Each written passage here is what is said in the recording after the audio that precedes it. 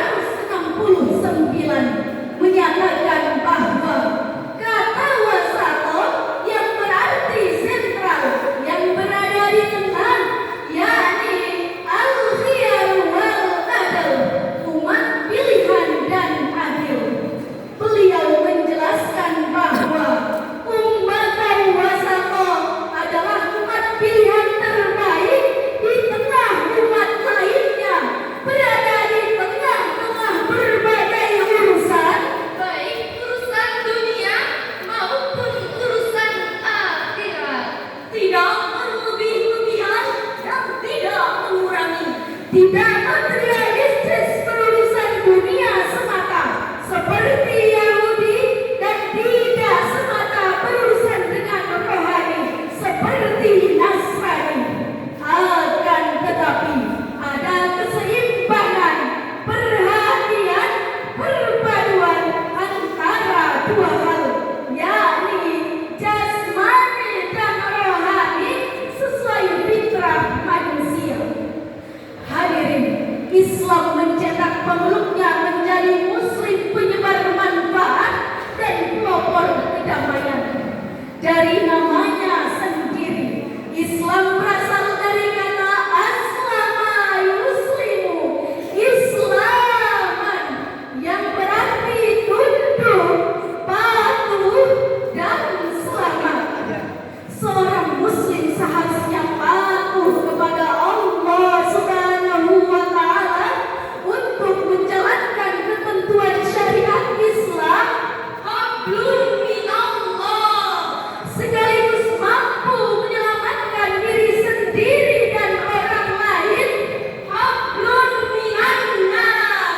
Ibadah spiritual dilaksanakan, ibadah sosial juga tidak dilupakan.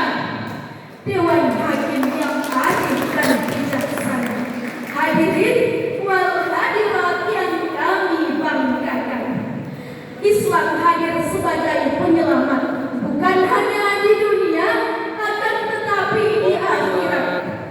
Konsep Muqasid Syariah dalam bukunya yang berjudul Wasatiyah, wawasan Islam tentang moderasi beragama, memberikan langkah-langkah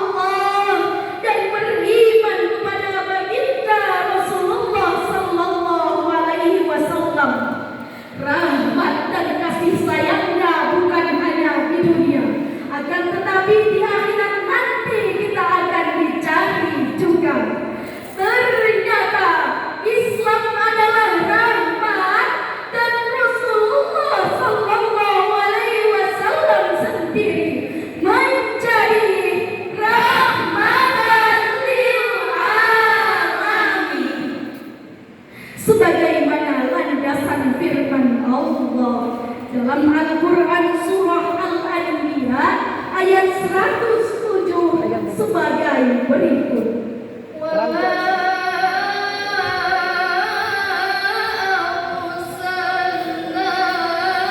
Getar aku pegang nih.